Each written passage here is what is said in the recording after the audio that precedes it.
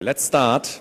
It's day 2, 17:15, and the next talk is about just-in-time compilers breaking a virtual machine. These two guys took Cacao, built some code generators for it, spotted that there are vulnerabilities and fixed them. And the talk is about their findings. Have fun and welcome Roland Litzuo and Peter Mollner.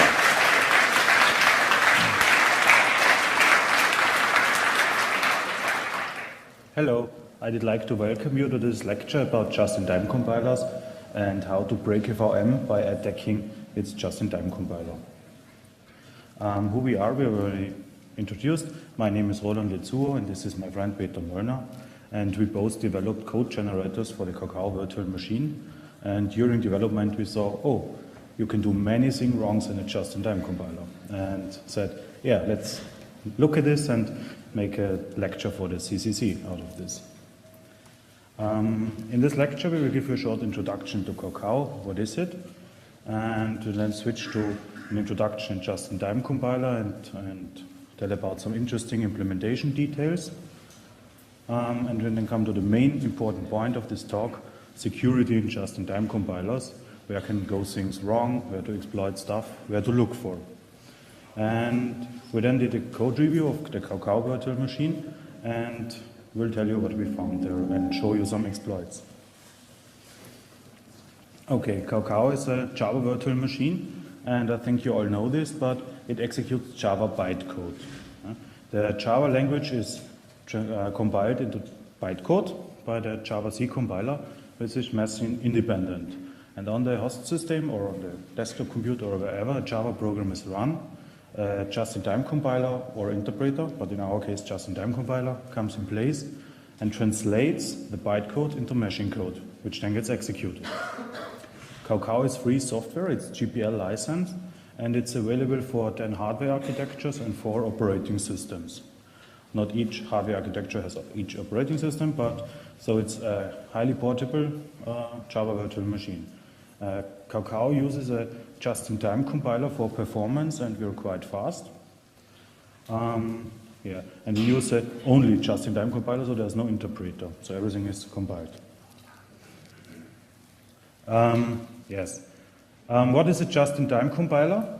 Just-in-time compiler, the counterpart of a just-in-time compiler is a ahead-of-time compiler. This is what we all know when developing at home, compiling a program into machine code for one hardware architecture and one operating system. And the binary can then be executed on computers of exactly this type. And for just-in-time compilers, the idea came, why not use a higher representation, the bytecode, and compile it to machine code directly on the PC. So the developer can ship just one binary, which can be executed on many different architectures. Another observation was that many code inside the binary will not be executed at all. Just think of error handling cases. When the error does not occur, the code is never executed. And this is something a just-in-time compiler tries to use, and the method or code piece is compiled directly before it's used for the very first time. So when the method is executed or about to be executed, the compiler kicks in, generates the machine code and executes this. In the program there are always some methods which are executed very frequently. These are so-called hot methods, and they are normally compiled with an optimizing compiler which takes more time. And thing is, code has to be generated quickly, that the execution time of a method is not too high. As you can imagine, there are some interesting implementation techniques necessary to implement a just-in-time compiler. One thing which is rather interesting, when the compiler kicks in. Look at the diagram and assume method A is already compiled. This method A will then call or invoke a method B. And there happens a normal Java method invocation which says basically branch to some address where this method is. But at this address there is no method, there's a compiler stub. The compiler stub has been generated when the class was loaded. For each method, the compiler stub is generated then. And the compiler job invokes the just-in-time compiler, which takes the bytecode of the method to be executed compiles it, places it somewhere into memory. The entry address of the method is different from the one in the compiler stub. And one job the compiler stub does is to replace these method entries in method A, which already invoked the compiler stub, with the newly generated address of the method P entry point. So we have runtime code modification. We modify the code during runtime, which means write, or execute cannot be implemented when using a just-in-time compiler, because just-in-time compilers in normal cases modify their code. The compiler stub further manipulates the stack so that its call frame is removed from the stack and then executes method B, which returns normally, and because the compiler stub has been removed from stack, we're back to method A. So it's completely transparent for method A. It does not notice there was a compile process during execution of method B. If there are any questions, you can always ask. When generating code, it always comes down to ORing together bit fields. That will be important later when we talk about the exploits, because we almost always have some integer overflows. Here you can see a rotate left double word then clear right instruction of the PowerPC 64. This instruction is said to be Turing complete, and it could be true. In the first line you see an assembler memo of these instructions and the arguments. And the color corresponds to the bit field inside the fixed 32-bit instructions encoding used on PowerPC 64. And this line here is a C macro used to generate the bit field from the arguments of the instruction. It was quite hard to get this one right, because there are many subtle details for this instruction. Another very important aspect for just-in-time compilers is that the information needed to compile the code is not always available when compiling the code. Sounds crazy, but Java demands lazy class loading. It's a kind of optimization. So if you have a method and you invoke a static method of a class, and the class has not been loaded yet, the entry point of the method is unknown. And in Java, you cannot load the class when such a method is compiled, but you can only load the class when the invocation of the static method is about to happen. This could be if the invocation is in an if branch and the branch is not taken, the method will never be invoked, so the class will never get loaded. This is rather hard part, and in Kakao we use something called patchers. When we generate the code, and you can see invocations of a static method on the upper left side, we load an address from somewhere and then branch to this address. That's the call register R10. And from somewhere we loaded the address. In case we did not know the address yet, because the class has not been loaded yet, we need something called a patcher. So we overwrite the code generated with an illegal instruction. That's the UD2A instruction on the right upper side of the slide. And when executing these instructions on the POSIX operating system, an illegal instruction signal will be sent to the process. Kakao catches this and says, oh, probably a patcher is about to be executed, and looks up in a table if on this position there's a patcher. And when there is one, the class gets loaded, linked in the memory, compiler stubs get generated, things like that. Afterwards, the memory is overwritten with the original contents of the instruction, and the address of the method to be executed is inserted. And execution is then continued at the point where the illegal instruction occurred. So it's completely transparent to the program that class loading took place and things like that. Okay, now to the important question. We've seen such a JIT compiler does many nasty things, but what can a JIT compiler do for hackers? Let's try to look at it from this point of view. The input to a JIT compiler is complex data. It's Turing complex data, so it's rather complex data. The just-in-time compiler takes this input, makes a transformation, and outputs Turing complete data again. So that's a rather difficult transformation. And the best thing is, the result of the transformation will be executed. So probably we can have some fun here. Additionally, some just-in-time compilers are on highly exposed places. Let's think of a Java applet. It's loaded in the Java interpreter in your browser. ActionScript and JavaScript are executed by a just-in-time compiler called Tamarin. It will be in the upcoming Mozilla releases. Microsoft Silverlight's technology, Flash applets. There are JITs everywhere, and we can give them our data. And there will be more JITs in the future. But there's a big problem for hackers when you want to exploit such stuff, because just-in-time compiler fork have really huge test cases. You call them programs, we call them test case.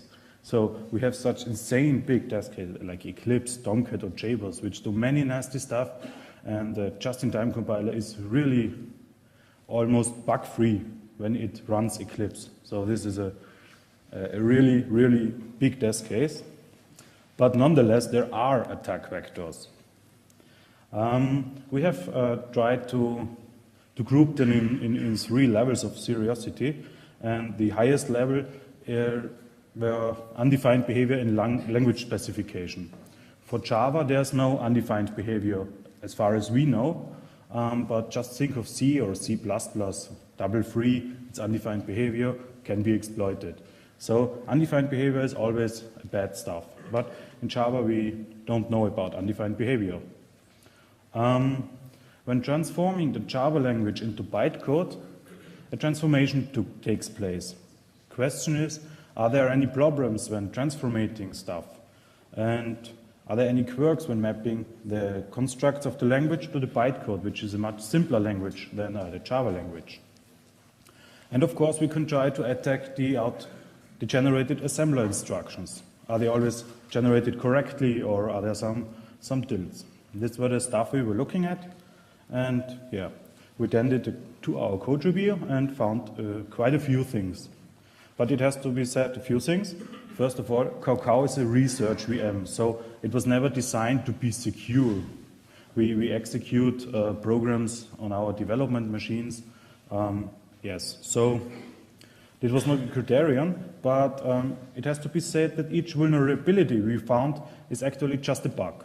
It's the same thing like many software, it's just a programming error which will be turned against the programmer by a skilled hacker.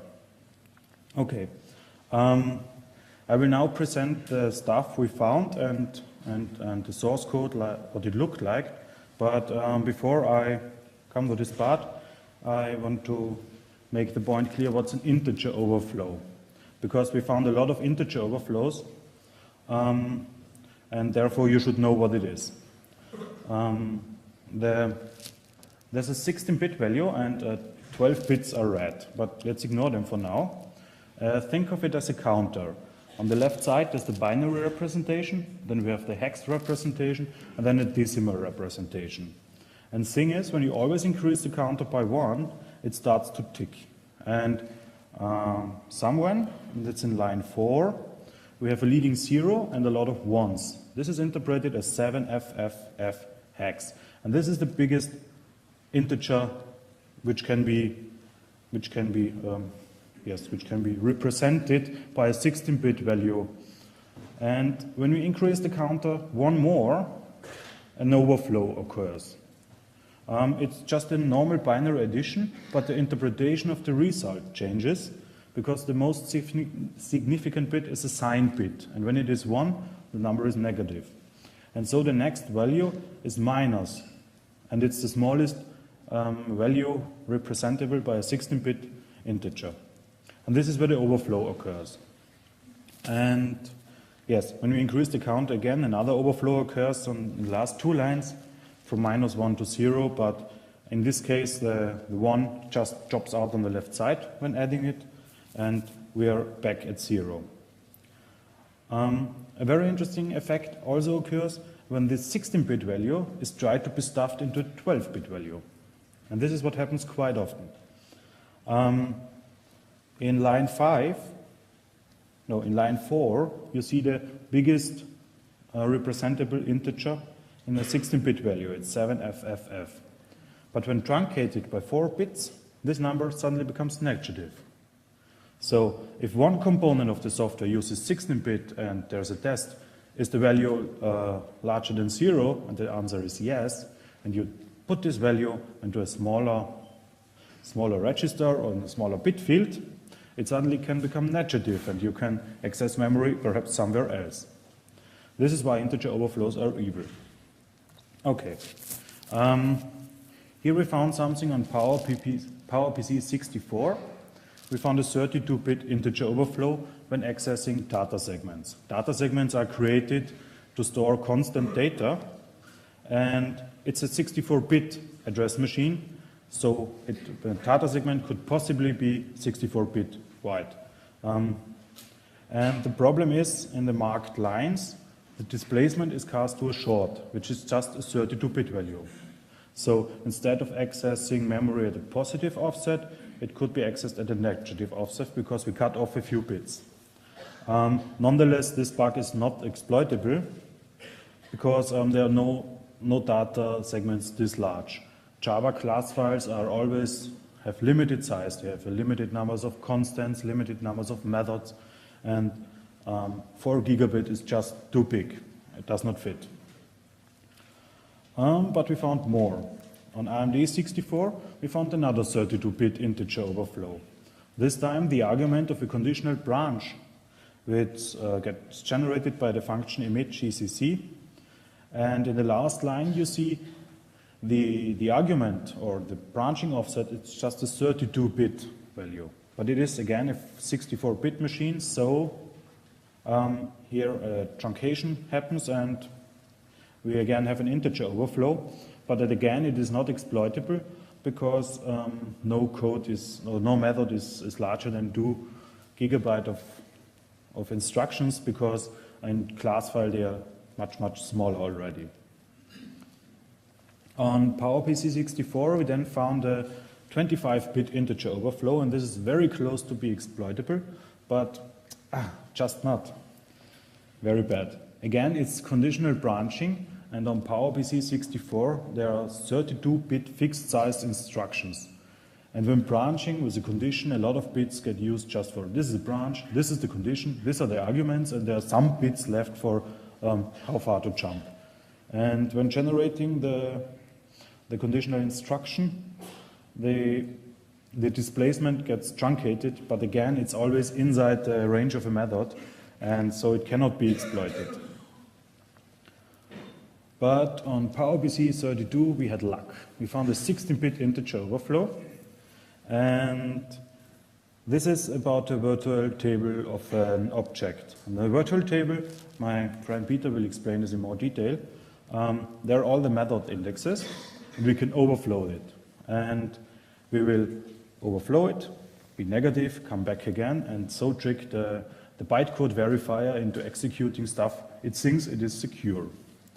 We implement a very nice feature with that bug. And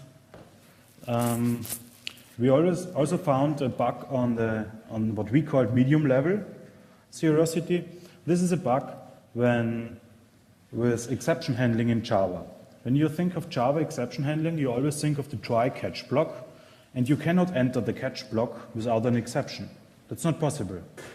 It's only entered when the exception occurs. And you catch this exception, and you have this exception object, E.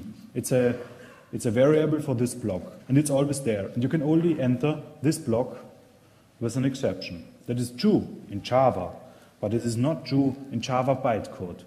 And this is what gets executed, finally. In Java bytecode, you can have something like a false through in the C switch statement, where you can false through the labels as well. And you can do that in Java bytecode.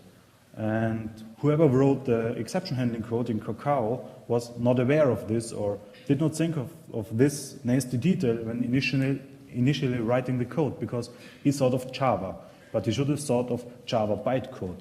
But no one is really that familiar with that, and so this seems to have happened. And by chance it happens that Kakao, this exception object, which is the argument for the catch block, by chance is an integer register. And by some good arithmetics, we can control the contents of that integer register, then falls through and have fun again. Okay, and now Peter will show you the exploits, and yeah, thanks.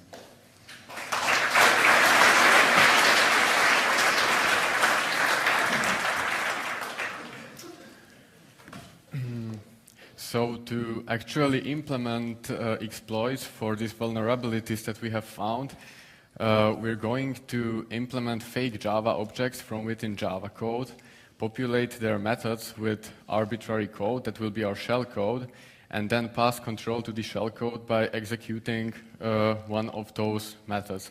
So let's have first a look at how objects are represented in Kakao.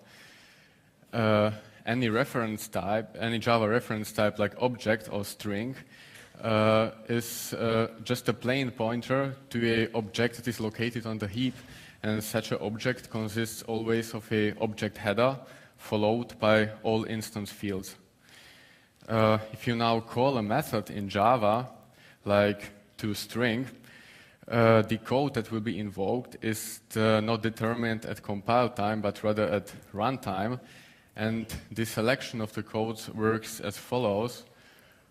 If you have the object pointer and invoke, say, object toString, first the virtual function table pointer is loaded from offset 0 of the object pointer.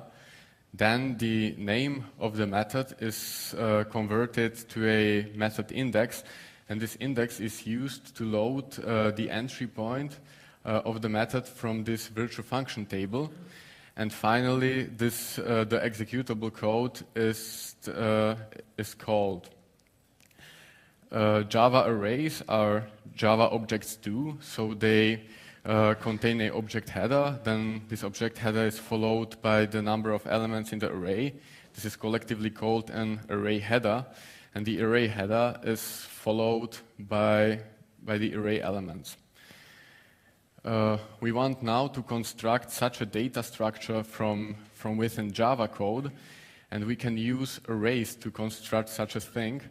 We can use a byte array to put some executable machine code into the byte array. We can use an array of integers of the native word size to create such a virtual function table, and we can use such an integer array to create this object header. But we still need to set up the pointers correctly in the data structure, so we need two things.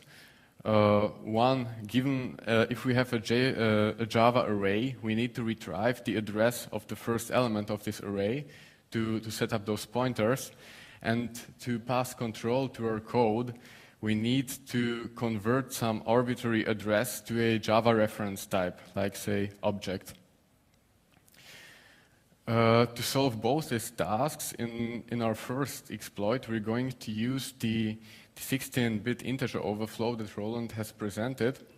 And this overflow happens under some circumstances where the entry point is loaded from the virtual function table. The offsets into this virtual function table are in fact 18-bit wide. But in some situations, the offset is just truncated to 16 bits. So let's have a look at what happens with this offset after truncation. So let's now suppose that the offset is not truncated to 16 bits, but just to 4 bits. So we have here such a table. In the left column, there is just a sequence of increasing offsets. And in the next column, we truncate this offset to a 4-bit signed value. So we see that for some offsets, they will keep the same value. Then for some other offsets, they will become negative. And then for the next set of offsets, they will become positive, but have some different value that was intended. And these offsets are then used as indices into this V table. So if we want to address the first group of methods, they will be addressed correctly. Then if we want to address another set of methods, the index will become negative, and instead of loading the entry point of the method, some garbage pointer from before the virtual function table will be loaded. And for the next group of methods, the entry point of some different method will be loaded instead of the real entry point. At this point, we have a misbehavior where if we call a method, some different code will be executed, and we can use this misbehavior to implement interesting stuff. We write such a big class. It's called big, and it contains some 16,000 trivial methods that all just take an integer argument and return this argument as return value. And we add two more methods, one int to object and one object to int, that both take some argument and just return some dummy value. If we now call this int to object, because of this integer overflow things, one of those 16,000 methods will be called instead, and because of the calling conventions where addresses and integers are passed and returned in the same registers, the argument will be just reinterpreted into some different type and just returned. So using such a class, we have implemented an interesting feature, an unsaved C-style cast for Java, and the type system and type safety is bypassed at this point. So having these two cool casting functions, we can go on and construct our fake objects. So we create an instance of this big class. We create our shellcode that can be arbitrary machine code in a byte array. We create this virtual function table with enough entries for enough methods as an integer array. Then we use our object to int function to get the address of this byte array to populate the virtual function table slots, but we need to always add a fixed size constant, which is the offset of element 0, because we have this array header thing before element 0. Using again object to end, we set up this object header in a integer array. At this point, our fake object is complete, and we use now this int to object thing to convert the address of the fake object header into a Java reference type, a object. And finally, by invoking some virtual method on this reference type, we pass control to our shellcode. I'm going to demonstrate this now.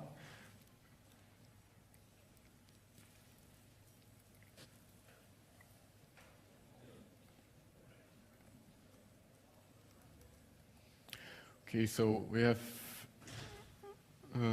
have implemented this and compiled already. I'm not going to compile it again because the compilation of this huge class just takes too much time.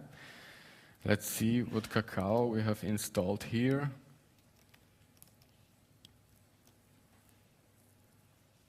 Okay, it's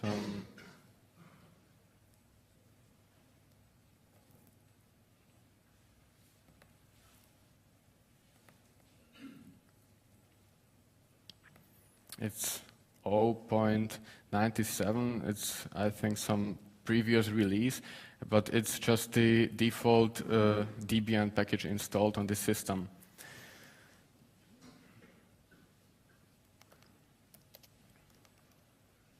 So I'm going to invoke the thing, and we just have an operating system shell.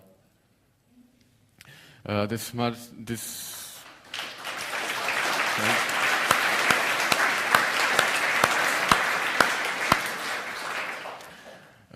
may not look like an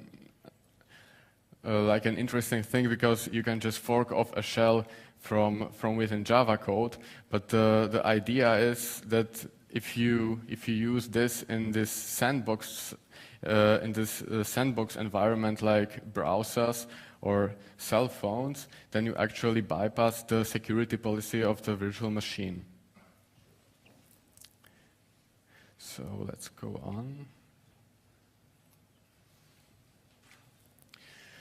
So for the next exploit, we're going to use different techniques to retrieve addresses of Java objects and then to convert arbitrary addresses into reference types. We're going to use the exception handling mechanism, as Roland already told. So I'm going to briefly describe how exception handling works in Kakao, what code will be generated if you create such a try block and a catch block. So suppose you have a try block, and in this try block you throw an exception, then this exception object is put into a special integer register, namely scratch register 1, and a special function implemented in assembly language is invoked. This function then lookups correct exception handler block depending on the dynamic type of the exception object, and passes control to this appropriate catch block. And the catch block accepts this exception object to be located in scratch register 1, and it reinterprets the contents of this register as a Java reference type. So this implementation is perfectly legal for compiler-generated bytecode, because, as Roland already said, within Java you can reach a catch block only through the exception handling mechanism, but by writing handcrafted bytecode, you can actually bypass this exception handling mechanism. Now to retrieve the address of a Java object, we're going to use a much trivial and easier technique. Namely, you can use the default implementation of object to string, which already prints something like class as at address in memory, or you can use the default hashcode implementation, which sometimes also can return the address of the object in memory. So using one of them, we implement such a address of function that returns the address of the object. And in such a static initializer, we again set up such a fake object header with a fake virtual function table and with shellcode, as we did in the previous example.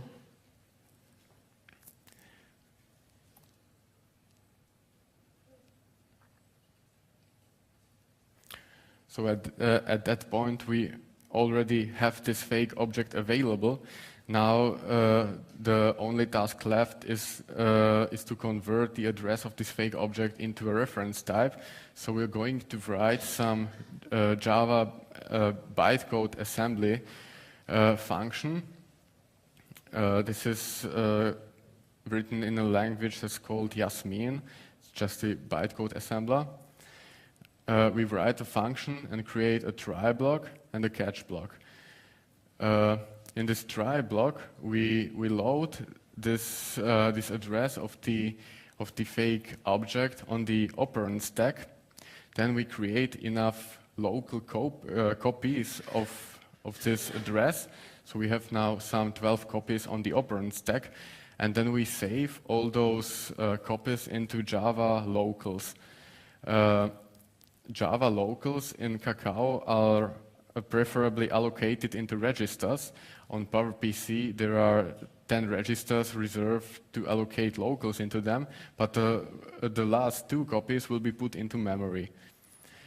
This is important because in the next step, we're going to perform an integer addition on these 2 in-memory copies of the address, and this will force the compiler to produce machine code that will load these locals from memory into scratch registers, namely scratch register 1 and scratch register 2.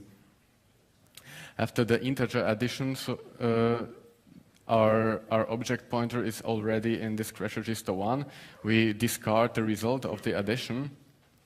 So we could now go on into the catch block, but to keep the bytecode verifier happy, because we're going at the end invoke a virtual method, and because here the operand stack is empty, we need to push some object on the operand stack for this invoke virtual to work. So we simply push null. It's not important, and it doesn't discard the contents of scratch register 1. And now, without throwing an exception, we directly fall through into the catch block. At this point, this constant null will be just replaced by the contents of scratch register 1. We invoke a virtual method on this exception object, and at this point, the shell code gets executed. So I'm going to demonstrate this too.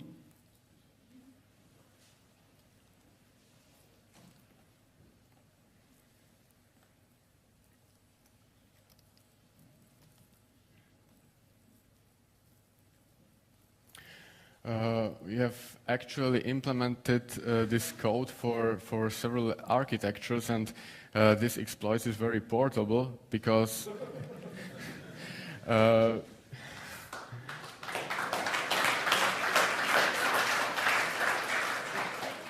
because it doesn't rely on the backend, but rather some problem at a higher level, at the design of this exception handling mechanism. So it will probably work on most architectures that Kakao supports. So we have such dynamic architecture recognition. Then we invoke, depending on the architecture, the correct version of this handcrafted bytecode.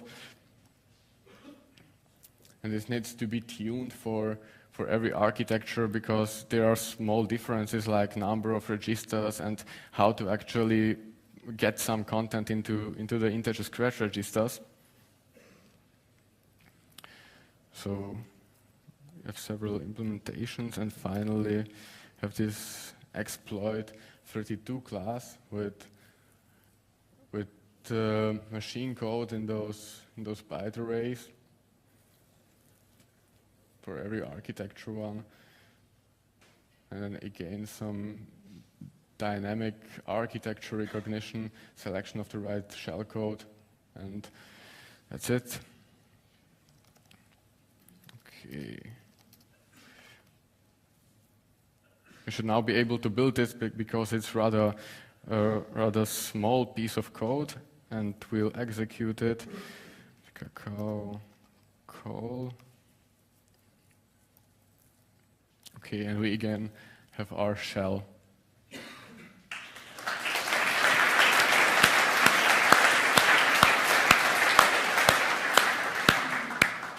I'm going to shortly run this example in the default Debian Java interpreter. I think that's the GNU Java interpreter.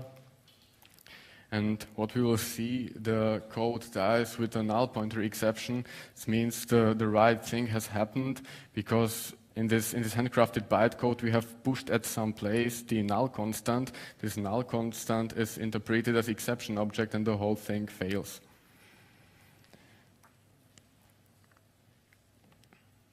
So, thanks for your attention.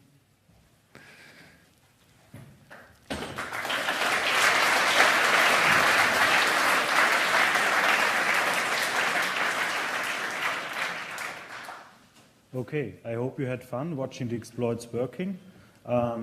We just wanted to demonstrate techniques how to exploit virtual machines, and it works perfectly, because most of the time you can use the machine to get addresses of objects in memory and stuff like that, and in the right moment you kick in and take over control.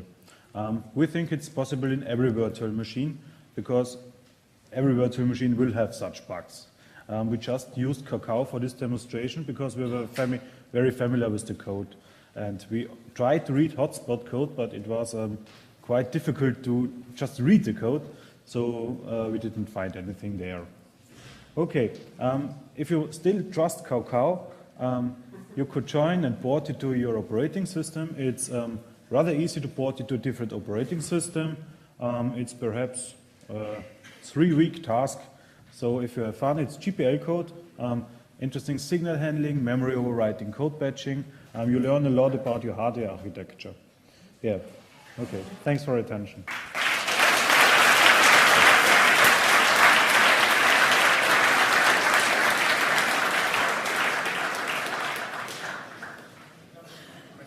Yes, of course.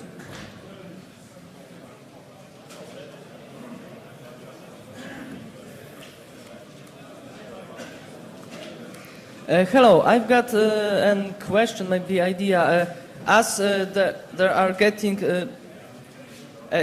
interpreters of one languages in another languages are becoming popular. For example, PyPy tries to interpret Python into .NET and then interpret .NET, or Silverlight takes .NET and into JavaScript and so on. Does it mean that it widens possibilities of attack vectors, because now we have 2 interpreters and 2 dynamic languages?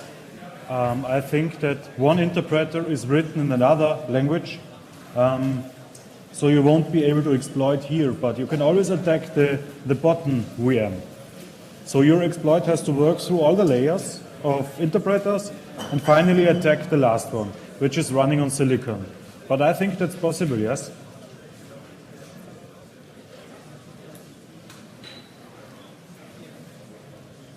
Any more questions?